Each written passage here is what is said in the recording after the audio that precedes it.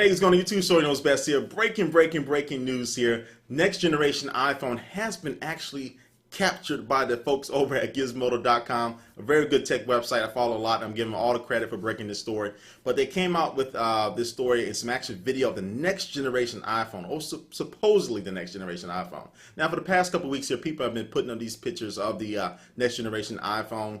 And when I see pictures of rumors, I'm not really 100% sold on them. I'm still on the wait and see. But after seeing this actual video of them holding the phone and actually breaking it down, I'm pretty sold that this is the next one coming from Apple here in June or July. Now, definitely looking at the design of it, it's a definitely different take on the design than the 3GS. It's not all plastic anymore as far as the back. It's kind of a squared off type of phone. It's kind of more compact. And the side of it is all aluminum on the side, and the buttons are now aluminum and all that stuff.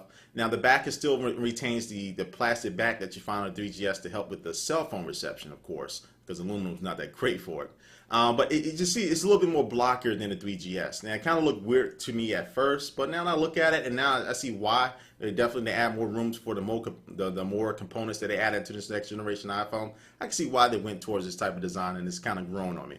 But let's get to what's actually new in this thing that they actually uncovered from getting hands on that you want to know about. Now it does feature a front-facing camera on the front, which is also a video camera on the front. That definitely help with that iChat and all those iChat clues that we've seen in the 4.0 software update.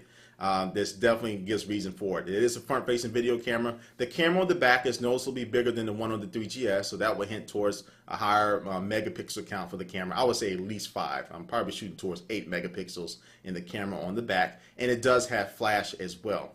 And it does have an improved display. Now, the only display they can see on it right now, as far as looking at the display, is just to connect to iTunes logo. When you got to sync your iPhone to iTunes in order to use it for the first time.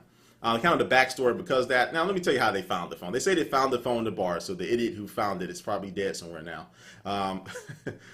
He actually left the phone in the bar somewhere, and after Apple got word that it was actually stolen or lost, they remotely wiped and killed the iPhone itself. So this is the only screen that they can see right now just connect to iTunes. But comparing it to how it looks on the 3GS, they do say it does have a higher resolution. Even though now on this phone that they're holding, they say the screen size is actually smaller than the 3GS. But I will take that any day. I'll take higher resolution over a smaller screen. Not too much smaller, but over a slightly smaller screen any day. It looks like it does also have a secondary microphone at the top of the phone for noise cancellation, something that the Nexus 1 does. And it has split buttons for the volume buttons. Power mute and volume buttons are all metallic right now. So, yeah, whatever. Now, they actually went into this thing and actually opened it up and looked into the insides. And they said that looking at the insides, it definitely looks like Apple's handiwork, Apple's craftsmanship. And it'll be very hard for just some regular Joe out there trying to play a prank or do a rumor to really pull off this. So that's what that gives this article a little bit more credibility. But when they got inside of it, the one thing that they really noticed is that the battery is 16% larger. And I would think they would have to improve that, and I'm really liking that they did that, especially when multitasking coming with the 4.0 software update. More battery life is always better. And and they said the internal components have all been shrunken and just kind of minimized to make more room for the battery as well when they got broken into it. But this is definitely, it right here. And another thing they put into it, they said John Gruber, who's a very good connected with Apple, has already confirmed that Apple has been reported this prototype of this phone has been stolen. So this looks like this is the real thing. And this looks like a very finished product. Doesn't look like something they're beta testing or prototype for like 2 years later down the road. This is like something they're ready to launch right now.